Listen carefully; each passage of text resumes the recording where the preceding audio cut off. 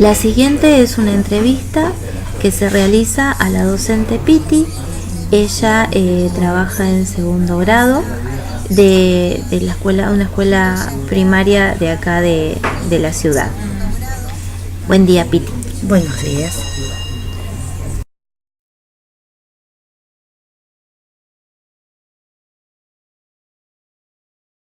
Buen día, Piti.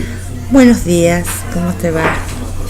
Bueno, en realidad, antes de todo quiero aclarar que este año lamentablemente esta experiencia no la pude realizar por distintas cuestiones, falta de tiempo y demás, así que no llegamos a ver el contenido de geometría, que es una lástima, por lo cual queda pendiente para el año que viene, volverlo a retomar. Sí, el año anterior.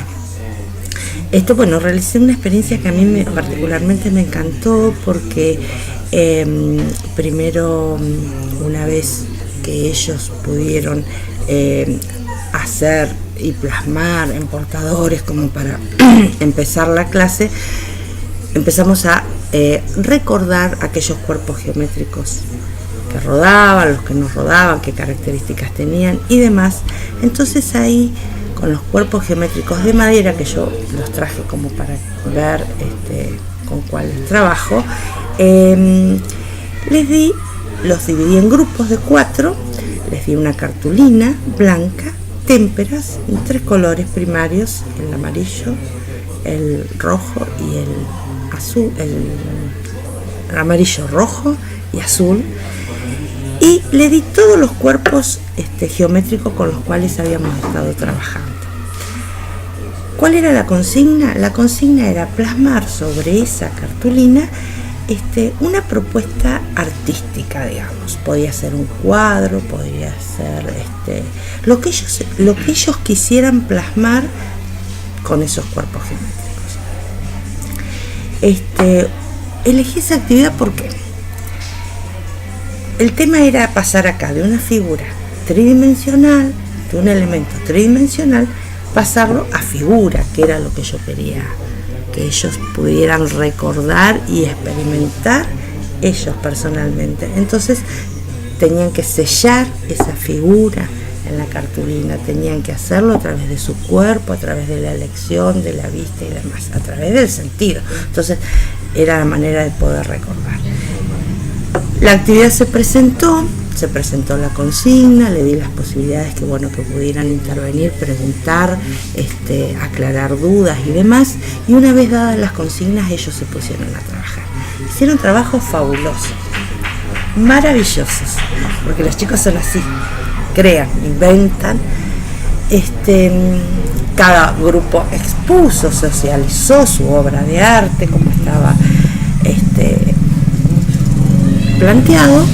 Y una vez que presentaron sus trabajos, empezamos a educar esa mirada, a empezar a observar qué es lo que habían hecho y a poder diferenciar aquellas figuras geométricas con algunas particularidades. Por ejemplo, que podemos ver que había triangulares, había figuras que eran cuadradas, un cuadrado, había figuras rectangulares, hexagonales y demás. Después empezamos a clasificar esas figuras y nos abocamos pura y exclusivamente a lo que eran los cuadrados y los rectángulos, cuáles eran las similitudes que tenían y cuáles eran las diferencias. Obviamente ellos que empiezan a expresarse, opinan, lo pudieron reconocer, ¿sí? Las intervenciones que realicé, fueron grupo por grupo, porque fui caminando y viendo lo que ellos estaban haciendo. El tema del trabajo en grupo me parece espectacular porque es un ida y vuelta, es un aprendizaje, enseño y aprendo. El chico hace su aprendizaje con otros, hay distintos ojos, distintas observaciones, distintas apreciaciones, que eso enriquece muchísimo, por eso el trabajo grupal. Cada grupo, por supuesto, en cada grupo que voy, que visito y que recorro, hago las intervenciones correspondientes. Entonces, una de las consignas era hacer, plasmar, digamos, lo que eran las caras planas, como para realizar el collage, ¿sí? Pero ¿qué otras partes de este cuerpo puedo empezar a usar?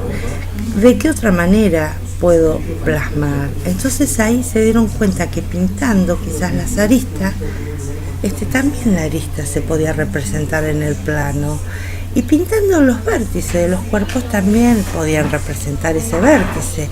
Hubo un grupo que pintó las estrellas, por ejemplo, que fueron todos los vértices de los cuerpos geométricos, y ahí salieron prácticamente los elementos del cuerpo geométrico que yo quería llegar, ¿sí?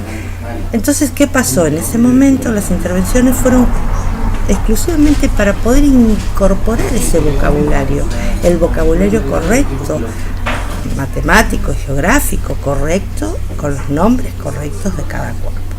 Perfecto, porque lo pudieron ver, el tema de las caras, el tema de las aristas y el tema de los vértices. No quedó ninguna duda. ¿Por qué? Porque lo trabajaron con su cuerpo, lo trabajaron con su mente, con su observación. Tenían que elegir desde el color hasta qué es lo que querían representar y con qué parte del cuerpo lo iban a representar. Una vez que pudieron hacer sus obras de arte, como decíamos, las socializamos, bellísimas. Fueron expuestas, cada grupo pasó, explicó lo que quería hacer, los demás compañeros escuchaban, y ahí seguía surgiendo el nuevo vocabulario adquirido en la clase, adquirido mientras ellos estaban trabajando con las características de los cuerpos. Bellísimo, hermoso. Después de ahí, que era la segunda propuesta que les doy, vamos a ver solamente, vamos a abocarnos hoy pura y exclusivamente en aquellas figuras que nosotros veamos que tienen 4 lados. ¿Cuáles son? Bueno, obviamente surge el rectángulo y el cuadrado. ¿Qué características tienen esas figuras? ¿Qué diferencias, las similitudes y diferencias? Una vez que pudimos verbalizar o observar, poder expresar y demás, repartí en los grupos revistas de decoración, donde se veían distintas casas, donde se veían distintos ambientes, y que pudieran ver dónde estaban esas figuras y para qué necesito de la observación o de la geometría para poder observar dónde están aplicadas esas figuras. Entonces decía, esta ventana es cuadrada, esta puerta es rectangular, acá tiene el techo que es triangular, no, pero este techo tiene líneas rectas. Entonces pudieron trabajar distintos entes matemáticos, geométricos, digamos, como para poder cerrar. ¿Y cómo trabajaban el error? Por ejemplo, cuando los niños podían decir quizás cuadrado y en realidad se estaban refiriendo a algo rectangular. Y en el mismo grupo, porque es como que, bueno, a ver qué pasa entre un cuadrado y un rectángulo, cuál es la similitud y cuál es la diferencia. Entonces no, entre ellos mismos no, dice, porque fíjate que este tiene 2 lados más chiquitos y 2 lados más largos y esto tiene 4 lados iguales. Bueno, vamos a medirlo, la propuesta, medimos los lados, a ver, vamos a medir cuánto miden estos 2 lados, cuántos miden, y ahí podían ver cuál era el error y cuál era. Con respecto... Bueno, en realidad recuerdo que les di, creo que es, digamos, de una plaza de barrio. En esa plaza de barrio habían canteros que tenían forma rectangulares, habían cuadrados. Por ejemplo, el Arenero era un lugar donde se podía observar un cuadrado. Había una fuente de agua, cosa que pudimos empezar a observar esa plaza y a observar las figuras que encontrábamos ahí. Para aquellos chicos que no habían fijado bien, digamos, lo dado en la clase anterior, sirvió porque pudimos socializar, opinaron, se preguntó y dónde se apuntó realmente en las diferencias entre un cuadrado y un rectángulo. Son iguales, ¿por qué? Y son diferentes, ¿por qué? Entonces lo anotaban en el pizarrón. Yo voy a pasar a escribir por qué son diferentes y ahí quedó el concepto. lo volvimos a retomar, lo leímos y bueno, se aclararon todas las dudas que quedaron presentes.